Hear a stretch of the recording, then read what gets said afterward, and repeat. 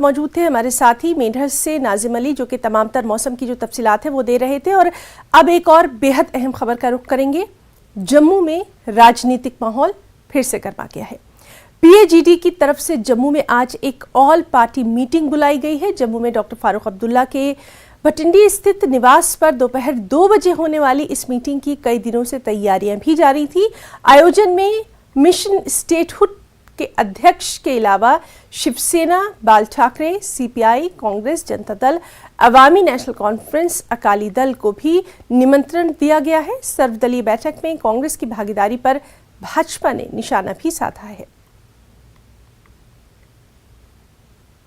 हम सब ने इकट्ठे होकर के 10 तारीख को जम्मू में मीटिंग का तय किया था। इसमें वो तमाम पार्टी जो लाइक माइंडेड पार्टीज होंगी, जिनके साथ और कई विचारधारिक तौर पे मतभेद हो सकते हैं, उनका एजेंडा अलग हो सकता है, इलेक्शन वो अलग लड़ सकते हैं, लेकिन ये कॉमन इशू है कि जम्मू कश्मीर का अस्तित्व खत्म किया, पहचान खत्म की, रियासत खत्म की। अब वोटर भी जम्मू कश्मीर का फैसला नहीं करेगा कि उनका एमएलए कौन हो, वो वोटर भी बाहर से जो है वो फैसला करेगा कि कौन एमएलए हो। जम्मू कश्मीर पैंथर्स पार्टी का कोई उसमें भाग लेने का कोई चांस नहीं है, क्योंकि जब पहली बार मीटिंग हुई थी, हमारे जो प्रधान थे हमारे भीम सिंह जी, वो गए भी थे उस मीटिंग में और उन्होंने अपना स्टैंड बड़ा क्लियर कर दिया था और हमारा स्टैंड आज भी वही है। इसीलिए ये जो आप कर रहे हैं, ये जो चाह रहे हैं कि हम जो है भाई एक अपना एक एक्सक्लूसिव एक तरीके से बनाए, एक वो क्लब जिसको कहते हैं ना, उस हिसाब से कि उसके अंदर जिस हिसाब से पहले चला था 370 के एबॉर्गेशन से पहले, वैसे ही चलता है। आम आदमी पार्टी जो गुपकार गठबंधन है उसका हिस्सा नहीं है और उसमें हम पार्टिसिपेट नहीं करेंगे, क्योंकि आम आदमी पार्टी का एक अलग हमारा एक मॉडल है। हम जम्मू कश्मीर के अंदर शिक्षा, रोजगार की बात करते हैं, बिजली पानी की बात करते हैं, हमारा दिल्ली का मॉडल है। तो लिहाजा जहाँ तक गुपकार अलायंस की बात है, ये वही लोग हैं जो पिछले 70 सालों से सत्तासीन रहे हैं जम्मू कश्मीर के अंदर। तो आज जो जम्मू कश्मीर की बदहाली का अगर किसी के ऊपर जिम्मेवारी है तो इन्हीं लोगों की वजह से जम्मू कश्मीर की बदहाली हुई है। देखिए, पीएजीडी लोगों द्वारा नकारी जा चुकी है। भारतीय जनता पार्टी का सभी को डर है, शायद यही कारण होगा कि वो भारतीय जनता पार्टी का छोड़ करके बाकी सभी के बीच में बैठते हैं। दूसरा, क्योंकि ये पार्टियां जो पहले जम्मू कश्मीर में राज कर चुकी है, आज उनको अपने आप पर विश्वास नहीं, तो तभी इकट्ठे होते हैं, नहीं तो कोई सेल्फ रूल की बात करता है, कोई दूसरी चीज़ों की बात करता है, आप खुद समझ सकते हैं।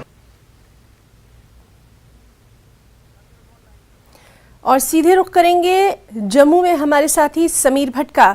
समीर, जिस तरह से हम पहले भी बात कर रहे थे कि आज की ये जो बैठक है ये बेहद अहम मानी जा रही है, खास तौर पर अब हम यहाँ पर आपसे जानना चाहेंगे कि बीजेपी का रुख जो है वो लगातार नजर आ रहा है। बीजेपी लगातार इस बैठक में शामिल होने वाली तमाम पार्टियों पर निशाना साध रही है। बिल्कुल है ना, और बीजेपी एक्चुअली बीजेपी इस चीज को बनाना चाहती है। वो कह रही है कि ये जो ऑल पार्टी मीटिंग हो रही है, ये उन लोगों के वोटिंग राइट को छीनने की कोशिश है जिनका हक बनता है। वो कहते हैं कि पाक रिफ्यूजीज हैं, जो वेस्ट पाक रिफ्यूजीज हैं, वाल्मीकि समाज है, गोरखा समाज है, तो ये लोग तो यहाँ पे रहते हैं, कई सालों पे रहते हैं। और जो बाहर से लोग हैं, जो 18 वोटर हैं, तकरीबन 7 से 8 लाख लोग हैं, वो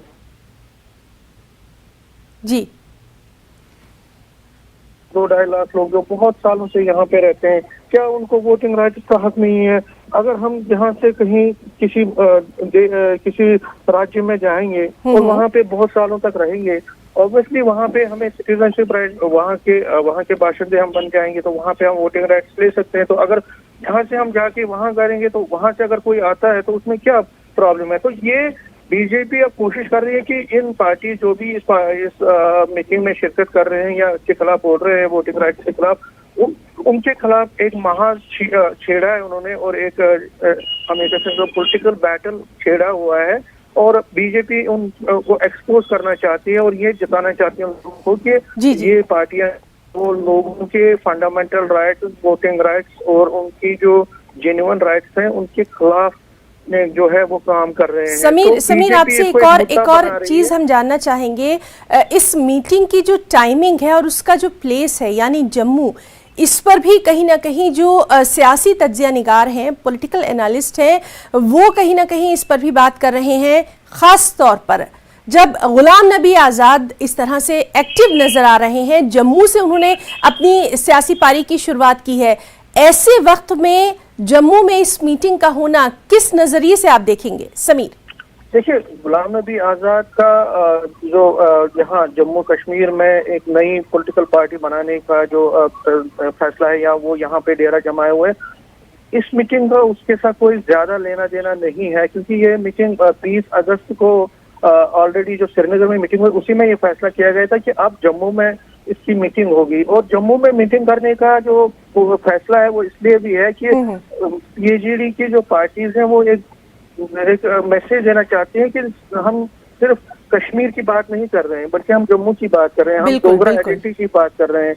हम जम्मू के खिलाफ नहीं हैं, लेकिन बल्कि जम्मू के लोगों के जो हक हैं, क्योंकि अगर यहाँ पे बाहर के लोगों को वोटिंग राइट्स मिलता है तो जम्मू के लोगों को भी प्रॉब्लम होगी, उनको भी दरकिनार किया जाएगा। तो वो कोशिश कर रहे हैं कि एक मैसेज देने की, फारूक अब्दुल्ला और बाकी पार्टियां, कि हम जम्मू सिर्फ कश्मीर तक महदूद नहीं है, हम सिर्फ कश्मीर के लोगों के हक की लड़ाई नहीं लड़ रहे हैं, बल्कि हम ये चाहते हैं कि जम्मू के जो लोग हैं वो भी इस बैटल में शामिल हो, और हम जम्मू के लिए भी काम कर रहे हैं, उनके लोगों की भी हमें चिंता है, और ये एक बड़ा मैसेज देना चाहते हैं। इसलिए इन्होंने जम्मू में, और मुझे आपको याद होगा कि इससे पहले भी पीएचडी ने यहाँ पे मीटिंग की थी लास्ट टाइम, जिसमें कई पीएचडी कॉन्फ्रेंस शामिल हुई थी, तो इस बार दोबारा वो कर रहे हैं, और श्रीनगर के बाद जम्मू में भी अपनी एक्टिविटीज को बढ़ाया, ताकि ये नोशन दिया है कि जम्मू ये पीएचडी और ये बाकी जो पार्टियां हैं, एंटी बीजेपी पार्टियां जो आज मिल रही हैं, ये सिर्फ कश्मीर की बात नहीं कर रही है, कश्मीर के लोगों का ही चिंता नहीं है, बल्कि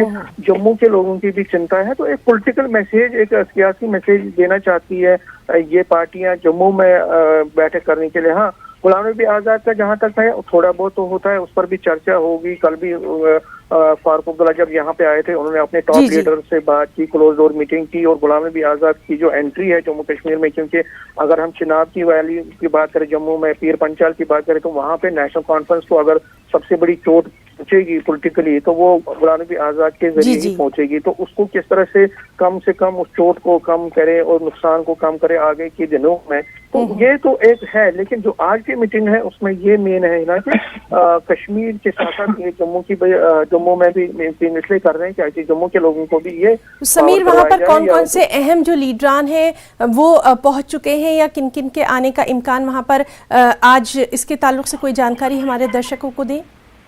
देखिए, अभी तक तो गुलाम फारूक अब्दुल्ला के घर में जो फारूक अब्दुल्ला है वो कल से डेरा जमा है, लेकिन कोई और नहीं पहुंचा है।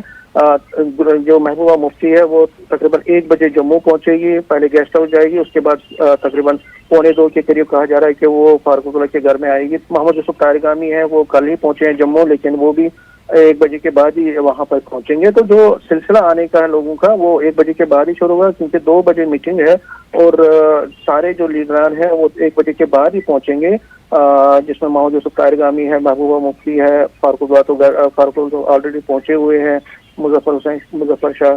तो ये सारे लोग जो हैं ये, और शिवसेना के भी कुछ लोग हैं, वो 1 बजे के बाद ही पहुंचेंगे। तो जिन लोगों को शामिल होना है वो 1 बजे के बाद ही वहाँ पहुंचेंगे। फिलहाल कोई वहाँ पे गहमा गहमी नहीं है, लेकिन 1 बजे के बाद गहमा गहमी में शिद्दत आएगी, मीटिंग होगी, और उसके बाद एक प्रेस कॉन्फ्रेंस भी हो सकती है, जो उनका एक रिचुअल है। एक प्रेस कॉन्फ्रेंस होगी जिसमें ये अपनी आगे की रणनीति वजह करेंगे। जी समीर, बहुत बहुत शुक्रिया आपका तमाम तर जानकारी के लिए।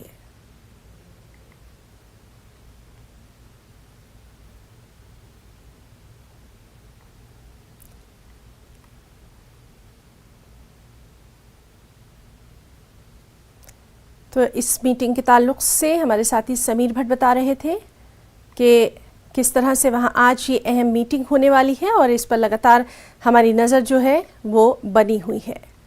डॉक्टर फारूक अब्दुल्ला के आवास पर ये सर्वदलीय बैठक आज होना है, इसमें कांग्रेस और शिवसेना भी शामिल होंगे।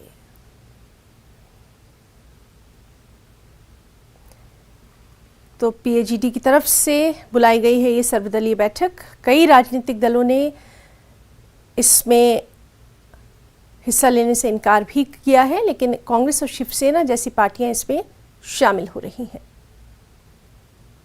इस मीटिंग में क्या कुछ अहम रहने वाला है उस पर नजरदार बनी हुई है।